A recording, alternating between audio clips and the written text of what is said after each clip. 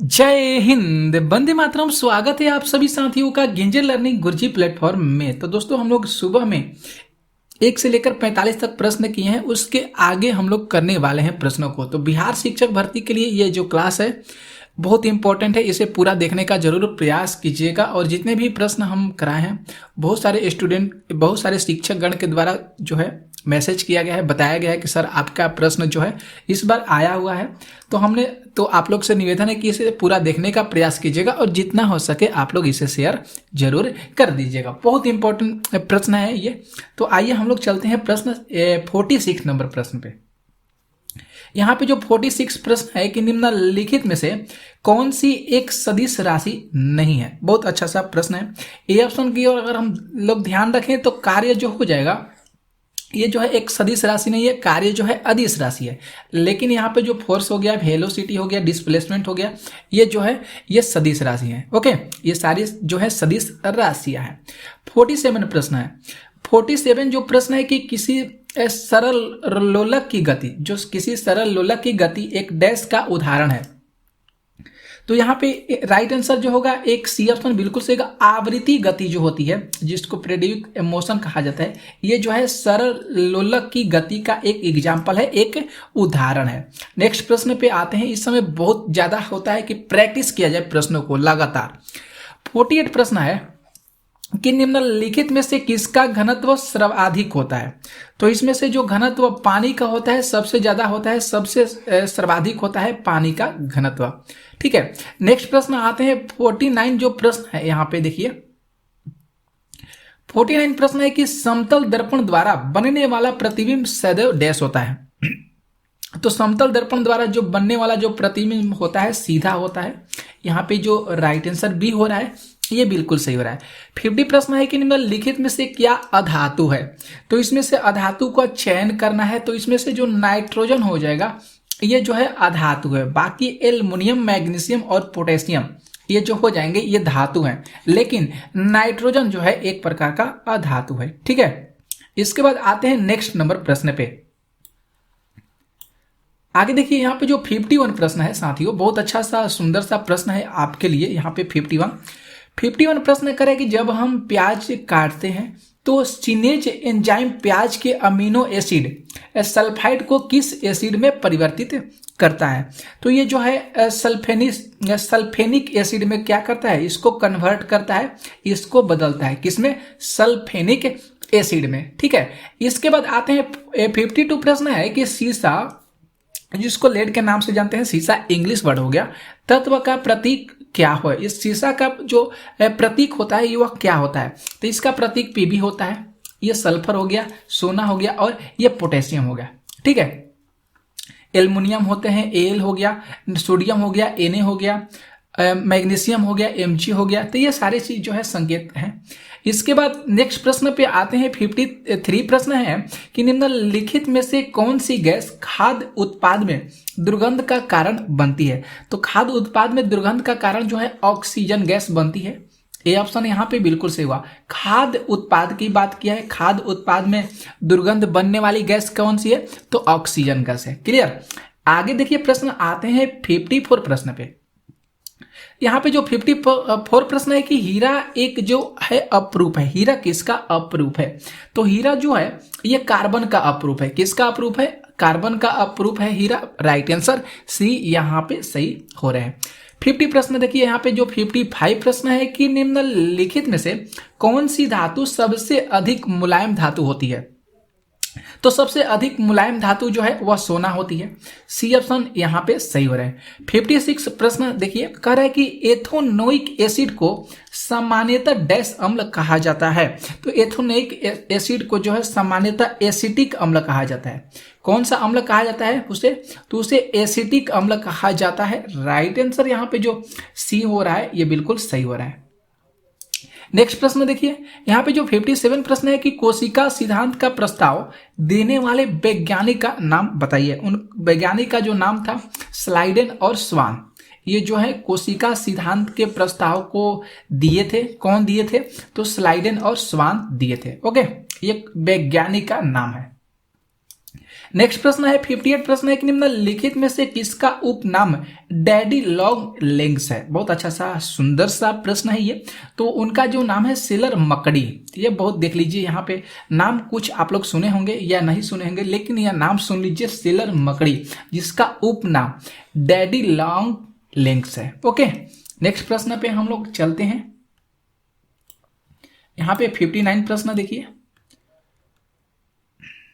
हाँ चलिए ठीक है। यहाँ पे जो 59 प्रश्न है साथियों, कह रहा है कि ऊंची पर्वत चोटियों पर थकान क्यों महसूस होती है। तो ऊंची पर्वत चोटियों पर थकान इसलिए महसूस होती है क्योंकि शरीर के बाहर जो है निम्न दाब का प्रेशर बना होता है। इसी के वजह से जो है ऊंचे पर्वत पर जो है थकान सबसे ज्यादा महसूस होता है। तो यहाँ पे डी ऑप्शन बिल्कुल सही हो रहा है। यहाँ पे 60 प्रश्न देखिए। नेक्स्ट जो प्रश्न है 60 कह रहा है कि पीने के जल में फ्लोराइड की अधिक मात्रा डैश के कारण बनती है। तो ये जो बनती है दांत का चीटीदार बनना, इसी के कारण जो है फ्लोराइड की अधिक मात्रा जो है पीने वाले जल में बनती है।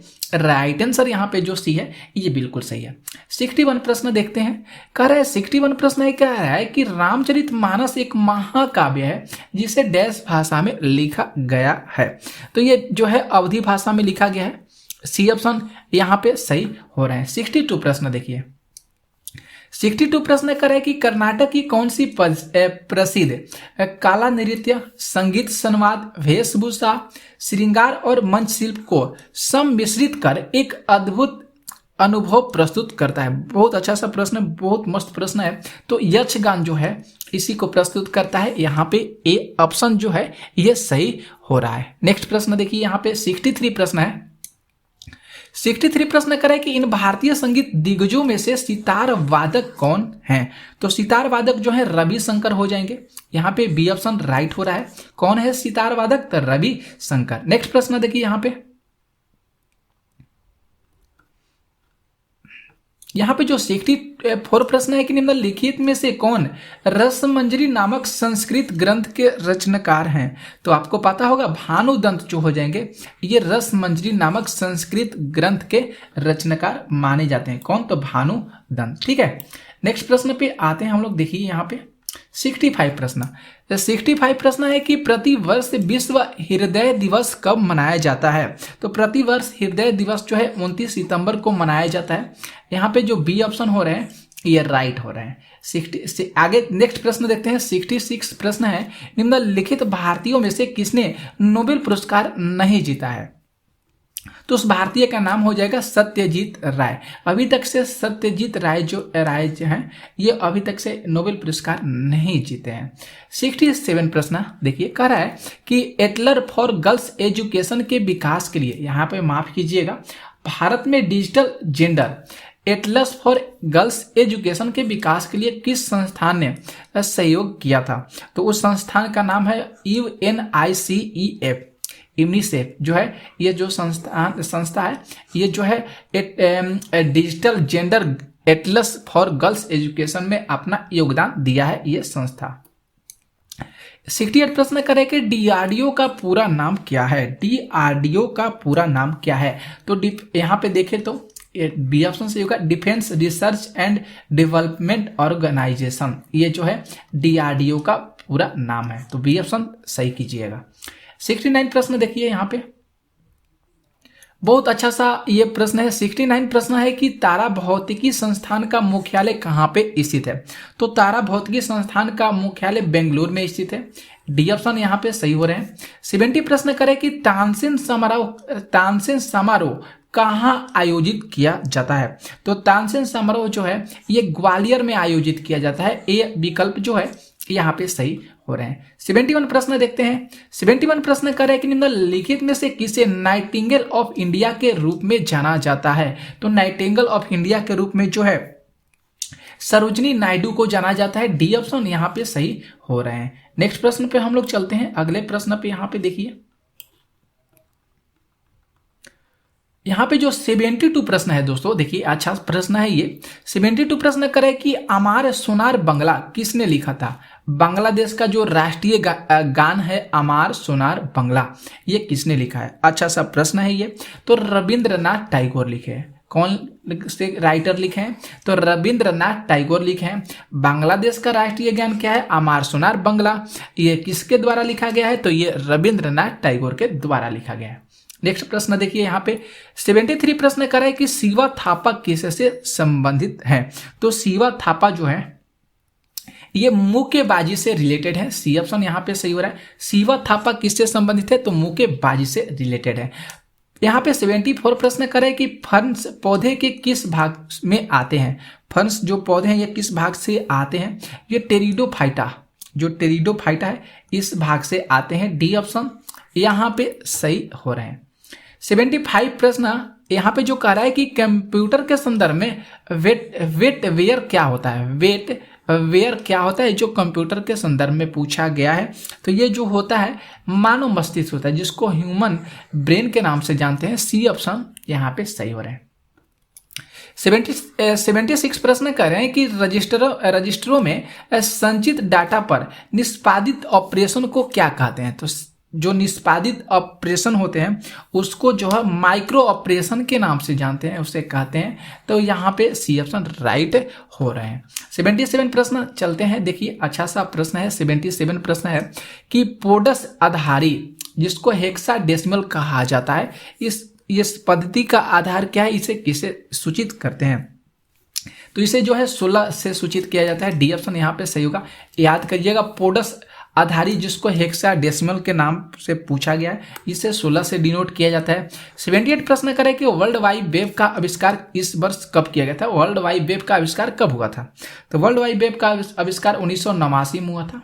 यहाँ पे बी ऑप्शन राइट हो रहा है। 79 प्रश्न देखिए, 79 प्रश्न कह रहा है कि मैदानी पारिस्थितिकी तंत्र का किस प्रकार का जीवभार, जिसको बायोगैस कहा जाता है, इसका पिरामिड बनता है। जैसे ये देखिए इस तरह का आप लोग देखे होंगे, ये पिरामिड है, इस तरह का पिरामिड बनता है, ठीक है। तो इसमें बहुत सारी चीज को दर्शाया जाता है। तो वहीं पूछा गया है कि यहाँ पे पिरामिड कैसे बनता है, ऊपर से नीचे की ओर या नीचे से ऊपर की ओर बनते हैं। तो यहाँ पे ए ऑप्शन सही होगा, ऊपर की ओर बनते हैं। जो मैदानी पारिस्थितिकी जो तंत्र होते हैं वह ऊपर की ओर बनते हैं, ठीक है। तो इसे ध्यान में रखिएगा। आगे प्रश्न चलते हैं हम लोग 80 प्रश्न पे। देखिए यहाँ पे जो 80 प्रश्न कह रहे हैं कि आर्द्र भूमि पर रामसर संधि भारत में किस वर्ष लागू हुआ था? तो ये जो लागू हुआ था 1982 में लागू हुआ था। कब लागू हुआ था? 1982 में। 81 प्रश्न कर रहे हैं कि नाउ यू विथ पुस्तक के लिए गोल्डन बुक अवार्ड्स 2023 में किसे सम्मानित किया गया है? करंट अफेयर से प्रश्न है, 10 प्रश्न करंट अफेयर से हैं, बहुत इंपॉर्टेंट है। तो राखी कपूर को सम्मानित किया गया है। किसे सम्मानित किया गया है? तो राखी कपूर को सम्मानित किया गया है। 82 प्रश्न पे चलते हैं। 82 प्रश्न कर रहे कि फरवरी 2023 में किस बैंक ने EBG, जिसको इलेक्ट्रॉनिक बैंक गारंटी योजना जारी करने की सुविधा शुरू की है? तो उसका नाम हो जाएगा इंडियन ओवरसीज बैंक। यहाँ पे देखें तो डी ऑप्शन सही होगा। उस बैंक का क्या नाम है? Indian overseas bank. नेक्स्ट प्रश्न पे आते हैं। 83 प्रश्न करें कि सरकार ने अनधिकृत कोयला खनन गतिविधियों की सूचना देने के लिए कौन सा मोबाइल ऐप लॉन्च किया है? तो उस मोबाइल ऐप का लॉन्च का नाम हो जाएगा खनन प्रहरी। उस मोबाइल लॉन्च का नाम क्या है? खनन प्रहरी, जो भारत सरकार के द्वारा जो है इसको लॉन्च किया गया है। 84 प्रश्न है कि फरवरी 2023 में अब भारतीय अंतरिक्ष अनुसंधान संगठन ने, जिसको भारतीय अंतरिक्ष अनुसंधान जिसको इसरो कहा गया है, ये गगनयान मिशन को आगे बढ़ाने के लिए किसके साथ साझेदारी की है? तो किसके साथ साझेदारी की है? तो भारतीय नौसेना के साथ साझेदारी की। किसके साथ? तो भारतीय नौसेना के साथ, इसरो, ठीक है। 85 जो प्रश्न है कि फरवरी 2023 में 12वें विश्व हिंदी सम्मेलन का आयोजन कहाँ किया गया है? तो 12वें विश्व जो हिंदी सम्मेलन है इसका आयोजन फिजी में किया गया। कहाँ पे? तो फिजी में किया गया। 86 प्रश्न है कि फरवरी 2023 में अंतर्राष्ट्रीय बायोटेक कॉनक्लेव का उद्घाटन किस स्थान पर किया गया है? अच्छा सा ये भी प्रश्न है। तो इसका उद्घाटन इम्फाल शहर में किया गया। कहाँ पे? इम्फाल में किया गया, ठीक है। नेक्स्ट प्रश्न पे हम लोग चलते हैं। अगला प्रश्न देखिए यहाँ पे जो 87 प्रश्न है दोस्तों, कह रहे हैं कि फरवरी 2023 में पासपोर्ट जारी करने की पुलिस सत्यापन की प्रक्रिया में तेजी लाने हेतु विदेश मंत्रालय द्वारा शुरू की गई मोबाइल एप्लीकेशन का क्या नाम है? तो मोबाइल एप्लीकेशन का एम पासपोर्ट पुलिस ऐप है। क्या है? एम पासपोर्ट पुलिस ऐप है। ठीक है। 88 प्रश्न देखिए, 88 प्रश्न करेगी फरवरी 2023 में मोसी 2 सैन्य अभ्यास किन देशों के बीच हुआ है? तो मोसी 2 सैन्य अभ्यास जो है ये कह सकते हैं चीन और रूस, 2 देशों के बीच हुआ है। उस देश का क्या नाम है? तो उस देश का नाम चीन और रूस है। 89 प्रश्न करें कि फरवरी 2023 में भारत ने किस देश के साथ द्विवार्षिक प्रशिक्षण अभ्यास जो है 4थे संस्करण का आयोजन किया गया है? कहां पे किया गया है? तो इसका आयोजन जो है इंडोनेशिया में किया गया है। डी ऑप्शन यहाँ पे सही होगा। कहाँ पे? तो इंडोनेशिया शहर में किया गया है। 90 प्रश्न पर हम लोग चलते हैं, ध्यान से देखिए। 90 नंबर जो प्रश्न है कि फरवरी 2023 में यूएस चैम्बर्स ऑफ कॉमर्स द्वारा जारी इंटरनेशनल आईपी इंडेक्स में 75 प्रमुख भारतीय अर्थव्यवस्थाएं में भारत का क्या स्थान है? तो उस भारत का स्थान हो जाएगा 42वां स्थान है। कौन सा स्थान है? तो 42वां स्थान है। ठीक है। तो ये बहुत मोस्ट इंपॉर्टेंट प्रश्न थे आपके लिए, सुबह में भी किए हैं और अभी भी किए हैं। कैसा लगा आप लोगों को क्लास? ये जरूर कमेंट करके बताइएगा, जितना हो सके इसे शेयर जरूर कर दीजिएगा। मिलते हैं सुबह में ऐसे ही धमाकेदार प्रश्नों के साथ, तो आप लोग इसे जरूर देखिएगा, आपके एग्जाम के लिए बहुत कीमती ये जो है प्रश्न है। ओके, तब तक के लिए जय हिंद, जय भारत, बाय बाय।